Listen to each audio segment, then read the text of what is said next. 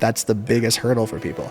They don't know how to be. The point of this ecosystem, this brand, this identity, it's just reminding people that you were created to create. The journey of searching for that truth is the story. That's the best part. They say a picture is worth 1,000 words, but our guest today knows how to make a single frame speak volumes. He's a visionary director and videographer who has mastered the art of capturing the raw, the real, and the remarkable. Whether he's behind the lens of shooting internationally renowned music videos or calling the shots from the director's chair, he does not just record moments, he actually builds worlds. So if you think creating content matters in 2026, buckle up. In this episode, you're going to learn so much about how he comes up with ideas, how to pull out the real art in the craft, and how to reach people through the lens. Make sure to share this episode with somebody who you think may get some value, and please welcome Mr. Chris Evans to the Prime People Podcast. Every time I go to the grocery store, but again, it's just like encouraging a creative to execute on something, right? Which is probably similar in your world too. So, well, it's because it's the first thing that you actually do. I can get into this because it's honestly the root of everything is creativity, and we just somehow don't talk about that. When did you start shooting film, camera, that kind of into the space that you're getting Beyond into? that, I started watching movies, right? I was a kid. Like when you're raised in the 90s, I had access to a TV and movie theaters with my mom and dad whenever I would go. But then like that was just compounding into, I could have a VHS camera and then I could have this tool that I could mimic to some degree a Jackass skit that I saw in high school and I thought was funny with my friends. And then now the next thing you know, I'm making a video for my high school sports team after just playing a year of sports and enjoying this way more. And then forgetting that, we actually have to edit it. And then, actually we have to premiere it to the school of 2,000 people. And by the way, everybody's in the room and they're applauding and cheering and having a fun time rewatching what we just did. So it's like, it was like compounding experiences that were all from the same rooting of just like the love for storytelling and through visuals. That was kind of where it all started. Do you remember the first film you ever did? The first film I ever did, like on camera, dude, there was this silly youth group retreat I went to with all my friends, and my one friend Phil had a camcorder, and he just started playing. My other friend started playing the song "Every Time We Touch" by Cascada, great song. And I just started lip syncing, and then all my friends slowly started joining in, and then he kept following me with the camera. And like I technically didn't film it, but I like kind of directed and choreographed this like grade 7 flash mob video that from that moment on, it was just like the most fun thing that we made in that moment, and we would show our friends. And then I just started making more fun videos from there, and then it just kept compounding, like I said. And then you realize I loved it so much, I wouldn't stop and think about it or analyze it. I just keep doing it. Yeah. There wasn't like a strategy. It was like, well, how can I further this? It was just like, I like it. And then I would get into, problems, like the battery would die or the look wasn't as cool as I wanted. And then I'd look into it and be like, this doesn't have a lens that I can change, or this doesn't have some sort of element of tech that I didn't know about. But then I learned about it, and then just kept going from there. Were there people that you kind of knew when you were doing that who were like a couple steps ahead of you, who were teaching you things, or like how did you get the knowledge, I guess, as you were growing? I mean, I took it seriously in high school, and my high school time was like 2005 to 9 range. Okay. So like YouTube just kind of was starting. And there was really cool creators making stuff. Vine, obviously. Yeah. So I could like log into the internet and see inspiration at any given time. But movies was always my thing. Like I felt something from movies, and I was obsessed over movies, and everything I would buy would be like about a movie or a Jurassic Park shirt. And like, it's all connected to like why I loved it so much, which was just that it made me feel, I guess, human connection. And like, you don't know that as a kid, you just feel it. So I don't know. I was like YouTubers. There was a guy, shout out Timothy Kendall. He's an amazing director in LA. And I probably did one of the first DMs. And at the time, maybe that's kind of weird. A high school boy in grade 9 DMing I think he's in his 40s now. Sure. A guy about like, hey, I love your content. Like you're making these cool comedy videos. And he was making these hilarious skits, like The Office style. Sure. Like I thought it was like a movie and like a TV show. And he sent me this huge like reply back. And it was so nice. Like it was like so thorough about the details, and like he was asking me questions like, why do you like it? Similar to these type of conversations. And I think that got me really hooked on taking it seriously. And then I actually started going to LA a lot because my mom's work had conventions there out of London. Interesting. And I would just tag along to New York, LA, or Vegas every year. And then I fell in love with California, and I randomly met family there that I had that were my extended family, and now we're closer than ever, and that is technically a second home to me, which is crazy to say that now. And when was that? Like what year ranges? I was like 13 when I met my cousins in LA for the first time, and we just hit it off, and they were just like ambitious and creative and Sure. a lot younger than me, but then their parents were more closer to my age. So now we're all like kind of 30s and 20s and 40s all intermingling, and it's a cool thing because they're all doing creative stuff there. They're doing these cool DJ events, and my cousins are really, really talented with editing and photos and videos. So it's like I'm seeing the spread of creativity becoming an actual staple in so many people's homes and their ideologies, and it's very exciting because this used to be this niche hobby. Sure. Right? People come as all, it's like a shame, like, oh, you can't make money in that. You're gonna go to school for film, like what, movies? It's like, I think it was shamed until it wasn't, and now everybody's suddenly a photographer. Everybody's a filmmaker, right? We had Marshall Kaplan. He's a director that I met actually doing a show called Lakefront Luxury. Cool. It was fascinating to watch their crew work because Marshall did the Dark Side of Comedy. Very, very cool guy. Again, LA and immersed in kind of the creative world. He's out from that area? Yeah, like he's from Toronto, but he actually goes to LA and he filmed a lot of stuff down there, and like very much like corporate Hollywood, right? Yeah. Our world is like we have to build the airplane while we're flying it because our budgets are a lot cheaper, and like a lot of it is on our phones or the devices that we have. And it was cool to watch their crew because like I saw what a professional lighting crew looked like, a professional sounding crew looked like, and a professional director, and how important he was to the whole process because like he would say off-color jokes, make us laugh, make us relax, and like he brought the best out of the people that were there to tell the story that I watched the episode after. I'm like, I didn't even realize that was me. And it was because he was able to kind of stoke that fire, right? And I think what you're talking about being in creative spaces, obviously we're sitting here and we can talk about that in a minute, but going and searching for those people and then bringing it back into the spaces that you're at here. So you started going to LA when you were like 13-ish. Like where were you in your creative endeavors, and like what was the progression from the video that you did with your friends with the flash mob to like actually getting, say, paid for your first video? Yeah. I mean, it was, again, compounding. So, like, I actually played violin when I was 3 years old till 4 years old. So I had a music backing. Then I started playing guitar grade 5 through 8. And then high school came and I wanted to play sports, so I played football. But then in senior year, I picked up a camera and had communications technology.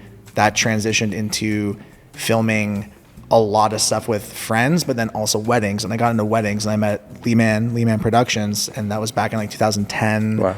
11 into 12. And I started learning through Aaron, who is his editor, who lives in Toronto now and works with Toronto Film Festival, how to edit and how to, like, he was making these cinematic cuts and like taking transitions from like when he's filming the bride and then the camera drops and he'd use that drop part as a transition in the next scene. And I was like, this is so cool. And I started just picking that up.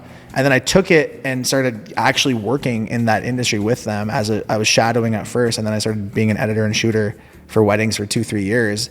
And then I got to the point where I was like, I want something different. And I reached out to Premier Life, a really cool group here with Kirk and Derek, some local legends. Yeah. And we started making all the Western content for a lot of the EDM boom that happened. They were bringing in huge. Dude, this is the OG days. Back in the day, right? Yeah. We had like, I had to go film like Tim Berg at Jim Bob's, aka Avicii. And then the next year he's headlining. And then Avicii, it's like, wait, what? Like, so I got to experience that EDM revolution on the ground in London, Ontario, which was considered one of the top party schools in North America by Playboy magazine, which is hilarious.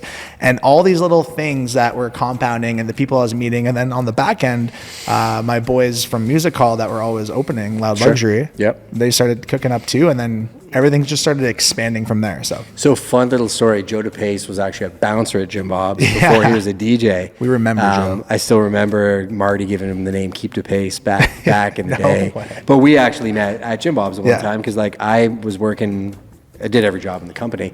But the one thing we were struggling with was really bringing back the vibe and the people we wanted to bring. And we had brought in Kirk and Derek. No way. Yeah, like initially. You've been around this whole time. I worked at Jim Bob's from 2000 to 2012, right? So, and I did every job in the company.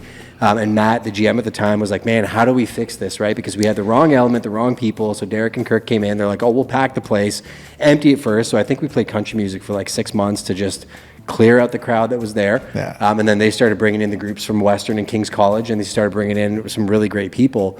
We met actually because we were doing an activation called Bacon Fest, which you can clip into this video if you like. Wow. Yeah. So dude. I still have that video. That was actually my spearhead initially. Let's go. Was the idea of let's cook a crazy amount of bacon. We need to have get a breakfast video. now after this. This is like a full circle moment. It's so funny because I got a video. I still show people. I'm like, oh yeah, you know Chris? I'm like, look at this. And I showed them the video that's still online of Bacon Fest. You look like a baby in that video. You're in the kitchen of Cools with a pile of bacon.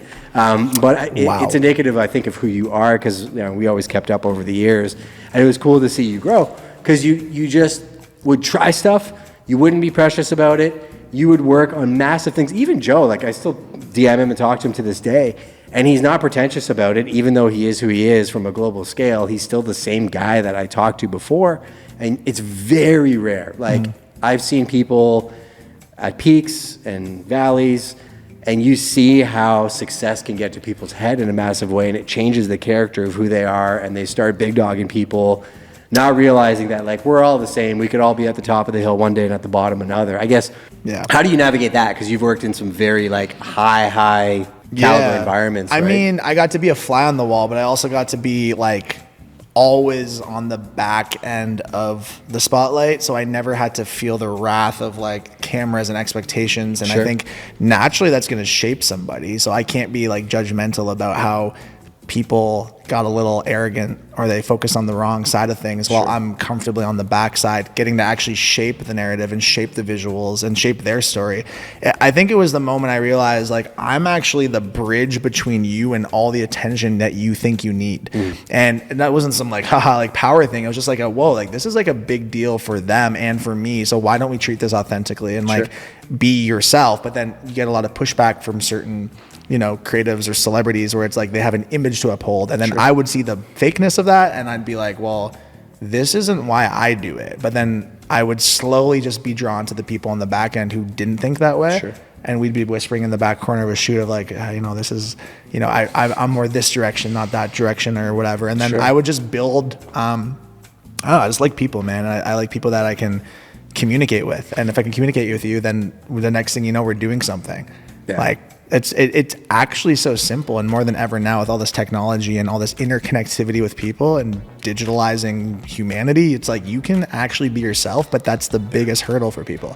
They don't know how to be. Yeah, and I don't blame them either too. Like I see it in my industry where people put forth an image because they think, I need to showcase that I'm this person because then people will hire me. And I'm like, no, probably the more authentic you are about what you do know or you don't know and what you're willing to learn is going to attract you the right people. They think they do it because they think that's what a person does who's in that position. Same thing when you go to Hollywood or you end up in positions where, they're in an industry where like, oh my gosh, this happened really fast. I don't want to lose the opportunity. Maybe I need to do this. But the reality is like a lot of times the people that are the most successful usually get there because they're uniquely themselves. Like it's hard. I can't replicate Casey Neistat as much as I love his content. Love that guy. There's only one Casey. Same thing with Peter McKinnon or anybody else. Like there's something uniquely themselves where it's almost like if the cameras were off, they would probably just be as crazy about their craft as they were if the cameras are on. Which sounds so crazy to people, but it's like, but that isn't the point. But then it kind of calls out the system of like, no, I was acting.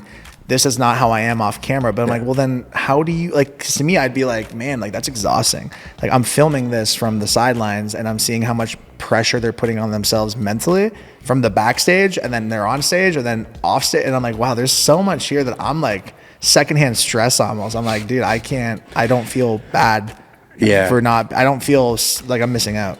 Finance bros in Toronto probably do the same thing, right? Like if you literally like if they're like climbing that ladder and that corporate ladder and being a shark, and it's like you can live that life and be that for a certain period of time, but there's always going to be a younger version of you coming up trying to eat your lunch. And like if you want to live in that world, you can. But I think what you're saying too, though, is like, especially with technology, whether it be in the creative space, the real estate space, doesn't matter what you do, there's probably never been a better time to tell people that they are more capable than they think they are, and they don't have to put forth a fake image of who they are. I would lean actually more to like, what makes you unique in the space that you're in? What's your perspective on being a director or being a real estate agent?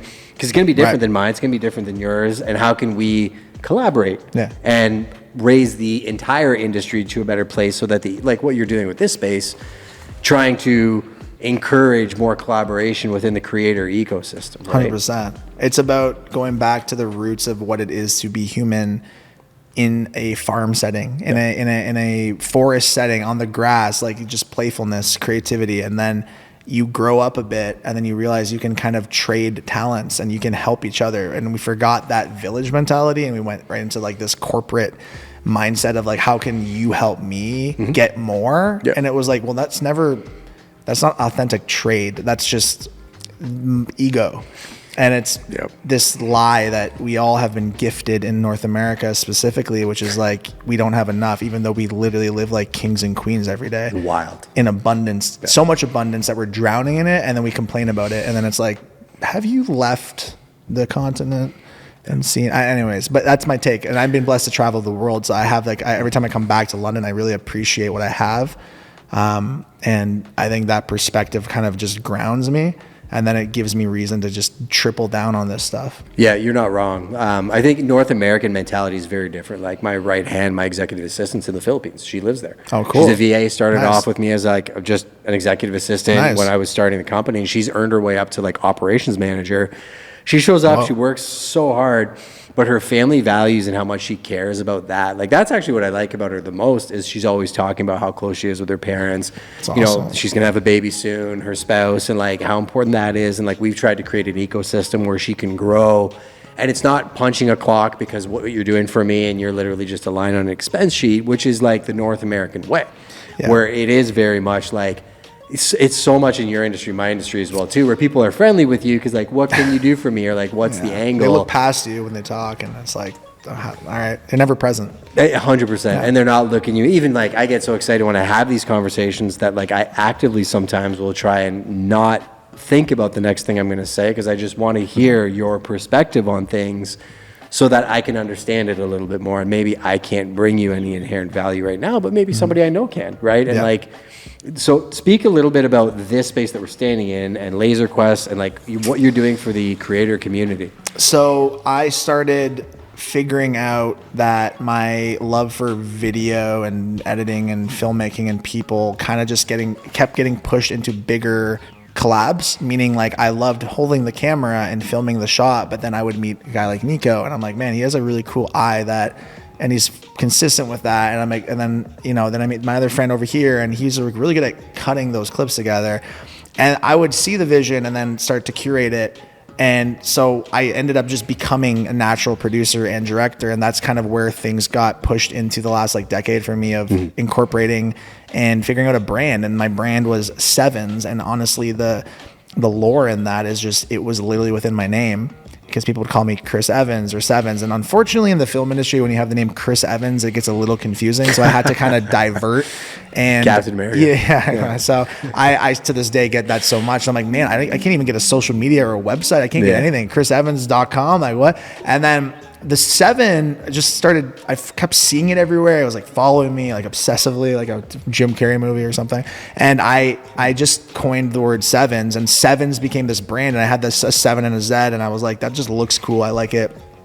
It gave me like a external purpose to invest in and build bigger productions. And I started doing that. And then through getting Sevens.studio, which is my domain and 7 Studio is my brand, I was like, the .studio part's really cool, but I would always love this. I'd love the conversations I'd have off the camera or like on the way on to the location or even like the calls prior or just even through research. And I'm like, man, like I want to talk more. I want to hang out more. I want to like meet you at coffee. Where should we go? It's like a Starbucks or I never had a home. I never had a creative home. And I realized so many people don't. And if anything, no one does. It's just like you make it your own home. But I'm like, what if I made a hub for artists to just come as they are without all the fluff and they could see themselves and then do things physically in the space. So the whole concept started turning into this branch of Sevens, which was not Sevens Studio, it was Sevens Social. And the best part is I got the domain sevens.social, sevens.studio. So my ADHD brain, I guess, is like, wow, this feels nice. And then that actually is the same logo flipped upside down. So 7 Studio, the 7's prevalent, and it's my art.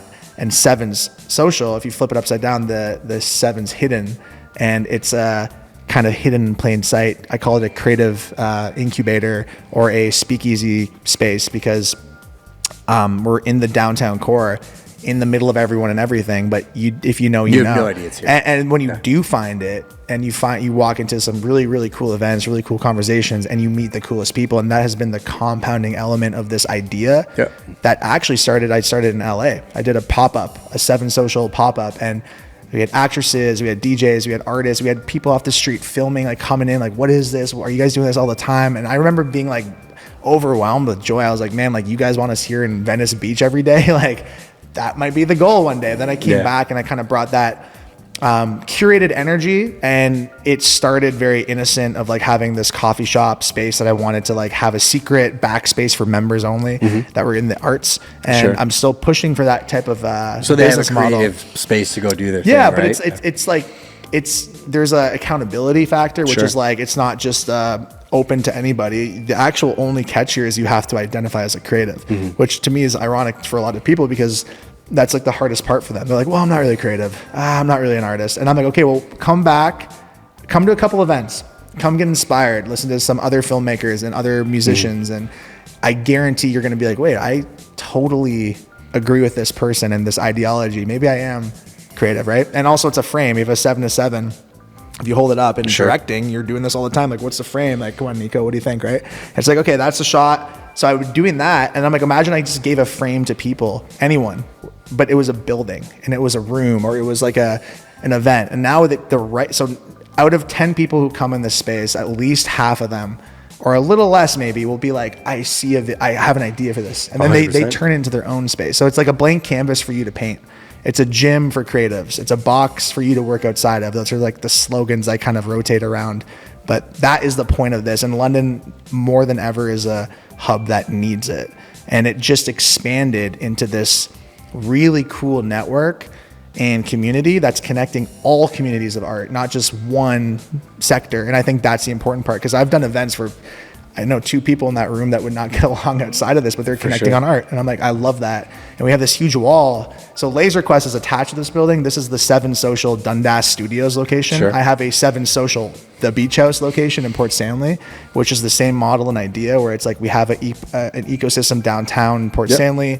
Very artistic community. Every time I walk by it, I like and it's right in the middle, right? Yeah, so imagine awesome. Every time you walk by, we're doing this in there one day, and then Nico's in there editing the next day, and then your friends are having a business call the next day, and then anyone who pops your head in, or if they're able to that day, you can connect with you, and now it's like it's a spotlight for artists. It's like the whole point with this. I wanted it to be the bat signal for creatives. It's like just if you know what it is. You don't have to know every detail, but you know enough that there's going to be at least a community there that will help you help yourself. I would argue too, like, given you said technology is making it so accessible for people to become creatives. Like the amount, I think of everybody as a creative, right? Like I really, when I'm explaining, say I go to a listing appointment, when I sit down with a client, they're like, what makes you different? I'm like, well, I'm not a real estate agent. I just play one on TV. And they're like, what do you mean? I'm like, I consider what I do to be a craft, like a carpenter. Where like a carpenter looks at a piece of wood and they're trying to get a result from it. As I'm looking at your situation, I'm trying to get to an end result of it. Storytelling is going to be a part of that. Negotiations will be a part of it.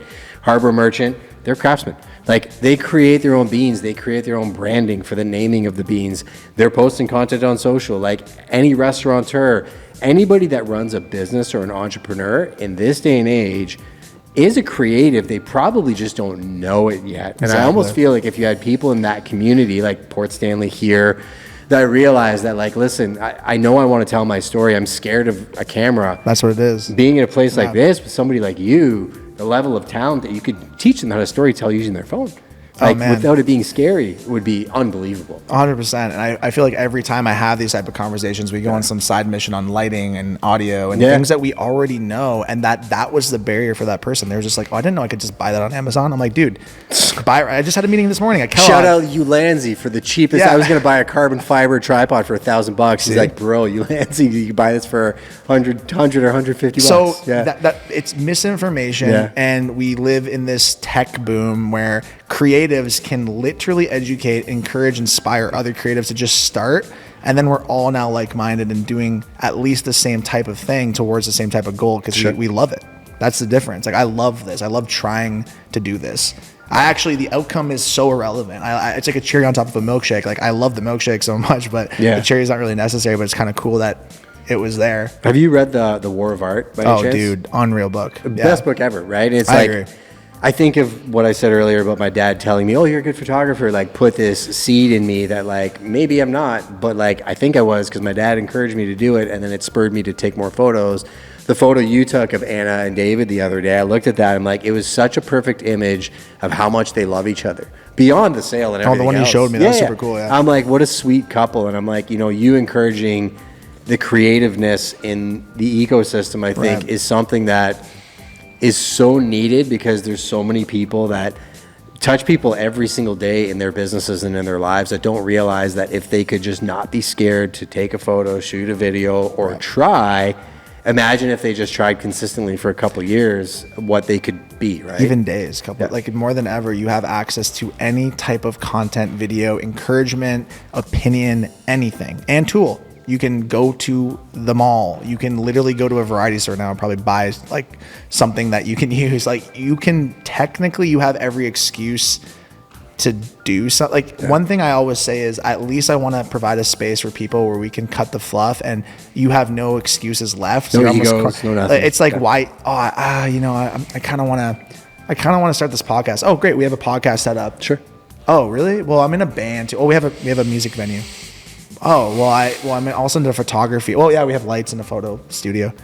So it's like every avenue of a creative that I've experienced in my own stuff is like, I want an ecosystem that complements that, and it doesn't overexert itself. It's just very neutral. And I think that's also important for artists and environments, to just be in like neutrality, like just chill, breathe. Like you said, we're running around, we're doing shoots all day, we're having meetings and calls, and it's nice to just chill and not have to feel like you need to be busy all the time, even though we live in a grind culture that lies to you that you need to keep doing. But you are one human being that needs 7 hours of sleep. It's a good number. I didn't make it up.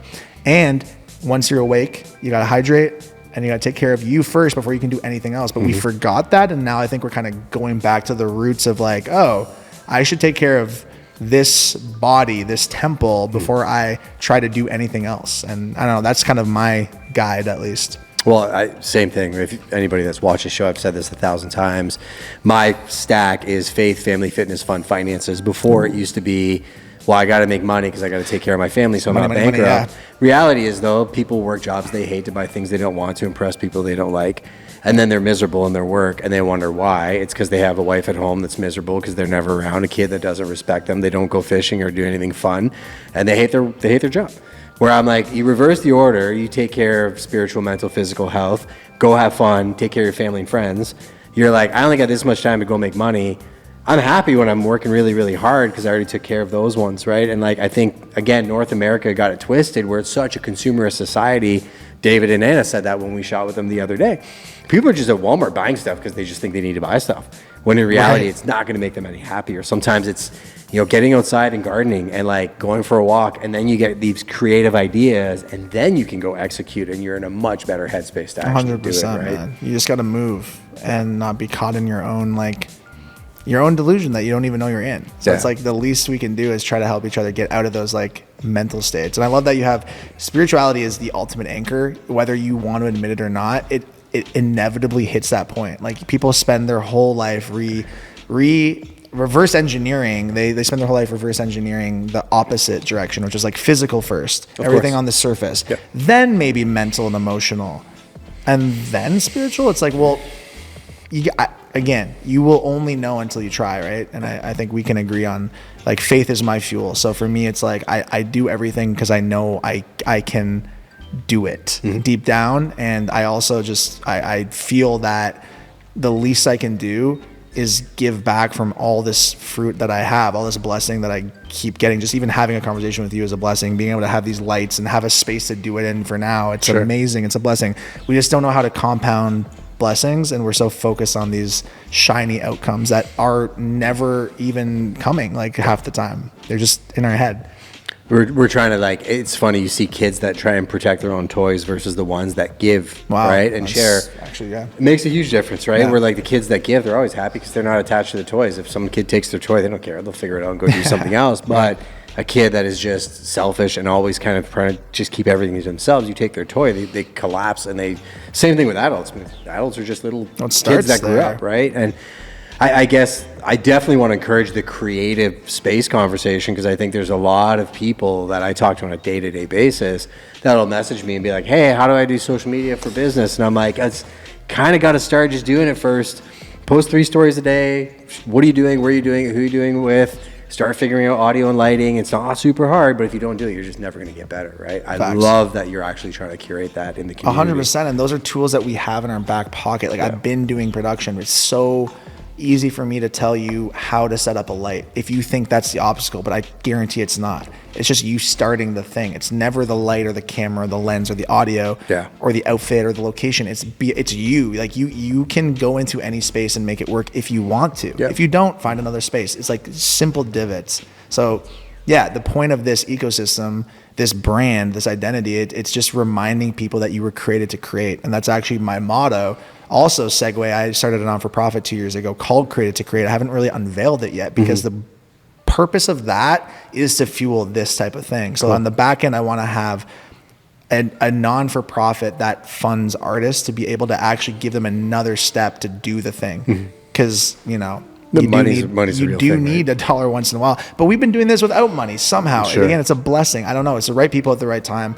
And I'm so insanely blessed to be able to even try to do this. So for me, it's like, okay, when I wake up tomorrow, if I do, it's another blessing of a day to try to like double down on what I did yesterday, but to take it easy. Like, just do one thing a day, 2 things a day. It doesn't have to be complicated. I think the quality of your work will show if you have that mentality. I do want to talk about storytelling in a second, but before that, so you talked about pop-up events in California. You did a pop-up event last year in Port Stanley. Yeah. And I messaged you about it. I didn't realize it was happening like that same week. But like, that's such a cool concept. So give me an idea of like, where did that idea come from? Are you going to do another one? It's all connected to the brand. So Sevens is this like literally 2 sevens coming together. It's bringing people together, bringing artists together, but there's purpose, there's curation behind it. So when I launched the brand, the first thing I thought of was like, let's do an event. And let's do it everywhere that means something to value to me and the community I'm working with. I was making music videos in LA and I have family there. And like I said, I wanted to connect everybody. And we had an amazing event. And ironically, there's all these people from London there. There's so many London, Ontario people in LA that day. So shout out to all the people who made it. That's awesome. And then I came back to London and then I physicalized it and I got a space for 7 Social downtown London. Then we did a pop-up here. And then I did a Port Stanley pop-up at the beach house. And then that is now a location. And the point of the pop-up, and to continue the point of the pop-up, maybe I'll come up with a better name, but it's just to show up in a space that you don't expect with people you didn't know you could meet and connect with. And now all these boxes are checking in your brain of like, I just connected with people I didn't know I could. I just got inspired in a space I didn't know I could see. And it's kind of an accumulation of those ideas. Yeah. And the goal for this brand is to quite literally do this globally in spaces that need it, where we come in and take over a space, a blank canvas, and fuel it with local artists and international, and give it purpose. And whether it's a studio that's an art gallery, that's a podcast studio, or it's a event space, like I think the environment will tell, but the artists will be the ones to really tell. Of course. So that was always the goal.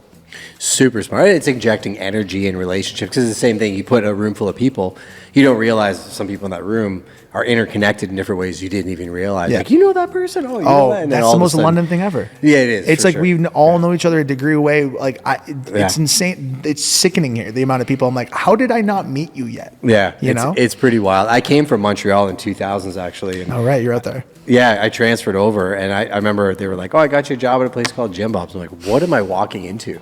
That's a wild title to walk into. Yeah, I was like, exactly. I'm like, whoa, like it was a barn somewhere in the middle of nowhere. But it was a town where everybody kind of knew everybody twice removed and interconnected. That's how I got Konikow came to me, was through Hush.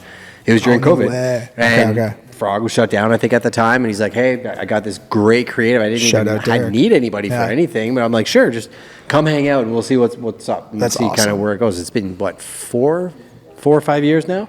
Again, so cool. Just getting creative people around other creatives. I did want to ask you, like, what makes a good story in your mind? Like, when you take an idea and you come to that final kind of product where you have thousands of people watching it, what makes you feel good, or what do you look for in telling a good story? I think a good story has to be as close to the truth as possible. And what that means is, whatever that story or that subject is close to their truth as you can get, that's a good story, because the audience watching, whether it's a visualizer music video or a full feature film, audiences, aka just me, you, people that are consuming, not creating, because there's two sides to life, in my opinion. You're consuming or creating. When you're consuming and watching, you're actually in a position of like vulnerability to feel something that the director ideally can guide you towards. So for me, a good story is just baseline, like, why are we telling the story? And I think a lot of brands struggle with this, where they don't really have a firm anchor in their brand identity. And I think videographers and production and the arts always will find a way to enhance that or encourage them. So for me, at least as a director, I always want to be like, okay, why are you making this? And if it's like, oh, we want to go viral, I'm like, okay, well, let's peel that back. Why do you want to go viral? Like, I try to get to the grit of the person making the production. Like, why are you doing this? Oh, you have a restaurant?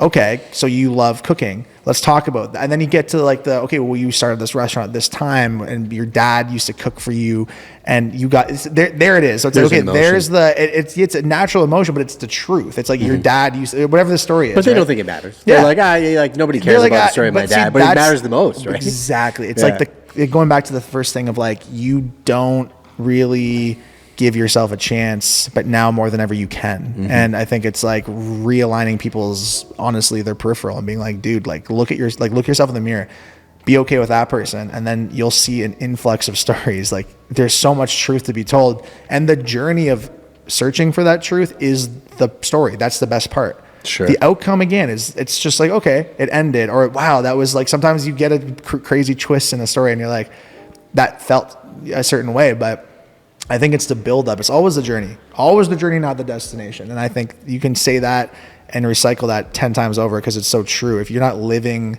moment to moment and enjoying that the present is literally a gift.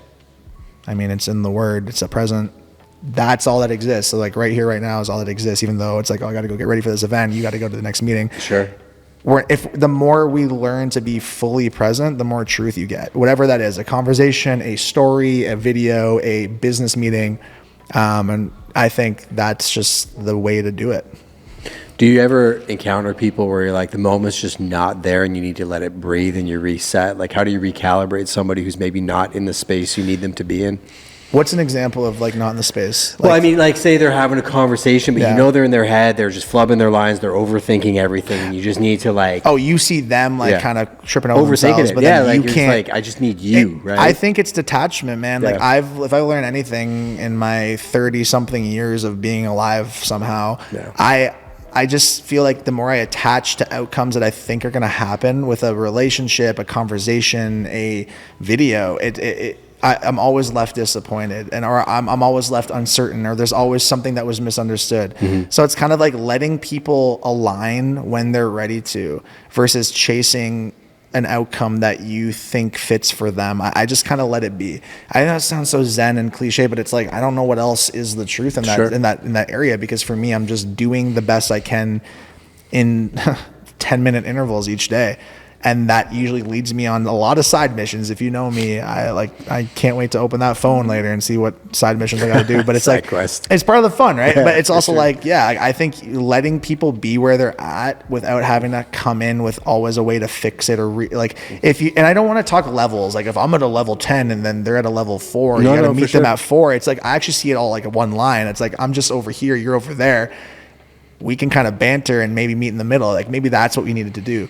Whether that's, whatever that situation is. But that's my take, I'd say. Yeah, no, I love that. I think, too, that gives me some perspective that you're not going to control every situation. Like the shoot we did before here, when Roger was kind of, you could tell he's just thinking 4 steps ahead of what he had to say. I'm like, just say what you think. Like, I know you believe in this. Right. Just tell me how you actually feel, right? Like, I love that you, again, you don't force it, you just kind of let it be, and you get what you get out of it. Well, for directing and for hosting an event or a pop-up or whatever I'm doing in the sevens verse, if you will, it's like the same model. It's just like letting things organically see what happens. Like let them go the way they're going to go without being like, hey guys, it's time to now move on to the next segment. And it's like, you can do that in certain scenarios, but then it's like, it's a disconnect, right? Because there's an intention. For sure. And I'm always like, I don't want to be a networking space. I don't want to be a outcome driven business. It's just about like, I have connected people with my eyes closed and they're married with kids or they started a business. And I keep looking back and I'm like, I'm not trying to toot my own horn, but I'm like, okay, there's something there of like a gut feeling I used to have about that person.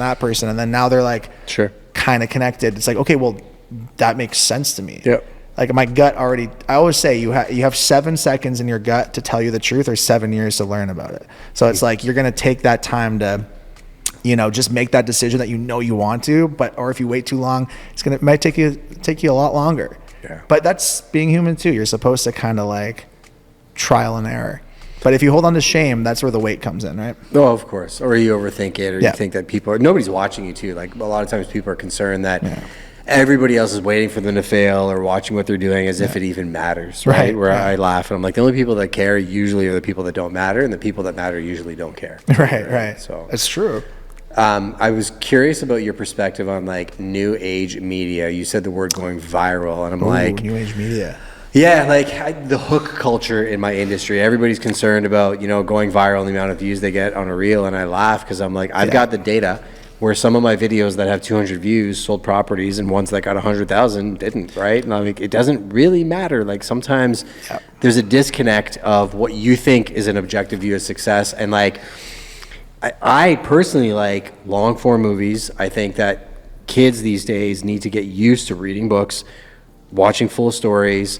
The short-term attention economy is destroying their brains and their ability to think critically. Literally. I don't know, but we have to navigate both worlds, right? Like, yes you do and too. no. You can navigate it, but then I'm seeing these like art forms of like, how when an artist like The Weeknd now makes a show on HBO, it's kind of like, whoa, why do you do that? Can you do that? Is that a thing? Or, it could be as simple as just divoting from your current artistry. That's also kind of why I like a blank canvas space for creatives model, where it's like, it's not a photography studio, photography studio, a videography, batch shooting reels, and that's it's a podcast studio. It's just like, where's your direction today? And you can organize it, you can curate it. I think we're all overstimulated. Everyone's burnt out. I know I am. Yeah. I am so okay with like, I get micro doses of like excitement, and I'm always filming stuff naturally. So like I said, I've been doing it since high school. So when people are judging me that I'm filming on my phone or I'm on Snapchat or Instagram all the time, it's like, well, this is what I do. It's like my muscle memory, and I like it. And then I get to also reflect at the end of the day and be like, oh, that was fun. But I'm not thinking like, oh, is it the right? Like Instagram's a little more curated for me because I enjoy curating it, because it literally is a digital art gallery. It started as here's a cool photo that I like, and I post it, and there were no likes, there were no comments and likes. It was just like, I'd follow you and I'd see your cool photo of a burger. That's what I did. An In-N-Out burger. I had a lot of food. Dude, I was all food. And then I look at that baseline model and I'm like, well, that's what everyone's missing. It's the same as like a kid in the playground. Like, you're just building stuff for fun. But then if a kid steals your toy, how do you react now, right? But now it's like, oh, if that kid steals my toy, I'm going to have no friends and I'm all alone. And it's like this, if I don't get 1 million likes on that reel, my business is going to fail. And it's like, bro, we have just unlearned how to be human. And now AI is actually going to kick our ass into motion. I'm just saying it now, because you don't need to be stuck doing what you think you like. You don't like it. You don't like doing that job. No. You don't like doing that thing. So take the risk and do the thing you actually want to try, because I guarantee that's going to expedite your whole life. And I think this content crazy media, like, yes, okay, Gary Vee, I totally understand. I totally get it. And actually, I love Gary Vee. I love what he's saying. But some people just can't do that. Yeah. And that's okay. So do the complete opposite approach. And that's also okay. I always compare it to fast food or a home cooked meal. Like, there's something about cooking all day with family and eating it and then just digesting after and talking with friends, family, whatever. And doing that is hanging memorable. Out, playing a game. Like, it's memorable. What do you do at the cottage? Why do you have to go to a cottage to do it? Yeah. Do that with your media. Like, enjoy the process of cooking it. But we're told, no, fast food, another burger, another thing, like throw it out. And because you get lied to, where you get 1 million hits on a video and you think, oh, that's what people want. And now your attention, which is valuable to yourself, you're divoting to the masses that for some reason like that one video more than the other. And now you're over analyzing and you're burnt out and you're researching and you're watching more videos on how to do more. And it's like, guys, You get breathe. addicted, right? So like I watched one guy go down a wormhole, and I call it audience capture, where it changed who he was, like super smart guy. And balanced perspective, I could have an intelligent conversation with him, and like friends all walks, shapes, beliefs from life, and I'm like, I'm happy to have discourse with you. But got caught in audience capture and started creating content because he got the views and got the comments, and now it's like, I don't even think that it's the same person that I know as a human being online. And I've heard stories of streamers that completely lose their soul and are miserable, even though they're making crazy money, because they're like, I can't stop. Like I've created a monster now, right? Like I got to be on the side. I get to film those people. I was in LA I'm behind the scenes at the movie premiere. I'm behind the scenes of the content. I'm doing the content creation for them, and we're doing more and more and more, and they're burnt out. I'm like, we can take a break. We can't. We have to keep going. And I'm like, you've got enough. Like go to somewhere else in the world where they don't even have clean water or like a roof over their head or food. Yeah. You're all right. Like you're going to be okay if you just back off a little bit. The ambition of being creative is a beautiful fuel, but it can be so abused if you like neglect yourself. And then if you also like just forget the point of why you're doing it. Like I understand you want to sell your product or you want to tell people your story, but you need to tell it for you. And then there's a million ways to do that. Like you don't have to be so fixated on Instagram or TikTok or Snapchat or whatever. It's like, whatever it is. It's you can and be diverse, and there's strategy to that, and there's nothing wrong with that. It's just like know what you're going into. Like it's a tool. If you, as a videographer, as someone who does this as a living, if I have to make 20 videos a day, that's as a videographer. That's Nico. That's a big job, bro. And I like sometimes he does 20 videos a day for me. No, but exactly. But that's a big day, and I'm probably not wanting to do anything else after that because I'm tired. He'll go to Thailand and travel and start posting some sick. But I mean, it's true though, right? Like, there's been times where, like, cognitively, I'd be like, "Man, how's the workload?" He's like, "Man, push." Like, you almost need a balance and being aware of where you're at. Yeah. And the other thing is too, like, I think when you say all of that. And I think of the platforms and the mediums and the cameras and the relationships and business and life. They're all tools, right? Like to a certain degree. But who are you when the music is off? Like when the cameras are off or you're not that person. Yeah. Like, are you okay being with yourself? Because if you're not, you should probably fix that first. Yeah. And then the rest becomes fun. And you're not as attached to the outcome. That right? also gets so much more addictive than you think because I love doing everything on my own. Yeah. I crave it. I go to movies alone. I hang out alone. I get food alone all the time. And I remember there's like this culture of like shame with that sometimes where people are like, wait, you went to a movie by yourself? I'm like, I go all the time by myself. I'll ask if the alignment is there and I'm on the way and I have an hour to burn. I'm like, hey, you want to come to the movie or something? And it works or it doesn't. It's just if you actually get into the exercise of learning to live with yourself, all these issues you think you have literally evaporate. And it's almost like kind of crazy. You're kind of like, wait, I don't feel stress. I have no pressure anymore. I have zero. I feel light.